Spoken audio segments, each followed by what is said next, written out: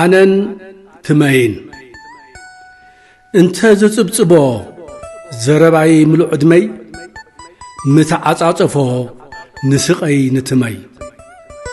እንተኾነ ግዳ ቅድሚ ምዝራበይ ሰማዒ ከይህሰ ኢለ ብምሕሳበይ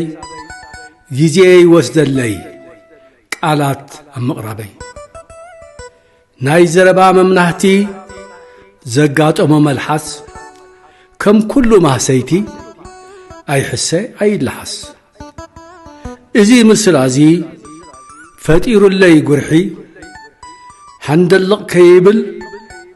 ኣስዒቡለይ ፍርሒ ከይከውን ዓዋን ሳዕቤኑ ፈሊጠ እሞ ብዙሕ እዋን ኣሕልፎ ኣጽቂጠ ምስናይ ዝግን ኣብ ጉዕዞ ህይወተይ እናኸትኩ ንቕድመይ ክገልጽ ስምዒተይ እጅምሮ ብግጥመይ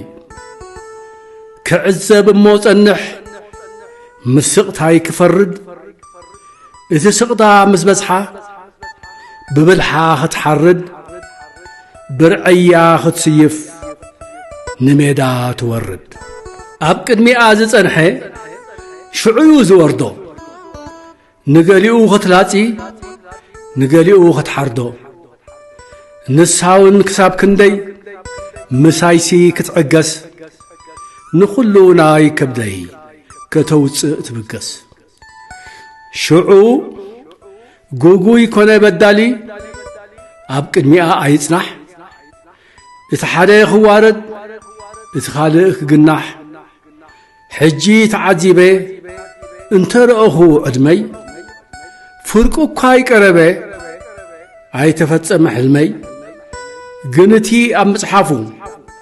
ዓመታት ዝቖጽር እቲ ዘለኒ ተሪፉ ዕድመይ ንኸይሓጽር ይከኣለይ እሞ እንተናዊሑለይ ዘረባይ ክፍጽሞ ክፍትንየ ንህለይ ግብሪ መልሲ ሕርቃነይ የጐልሕጦ ንዓይነይ ጐይታይ ሃበኒ ትዕግስቲ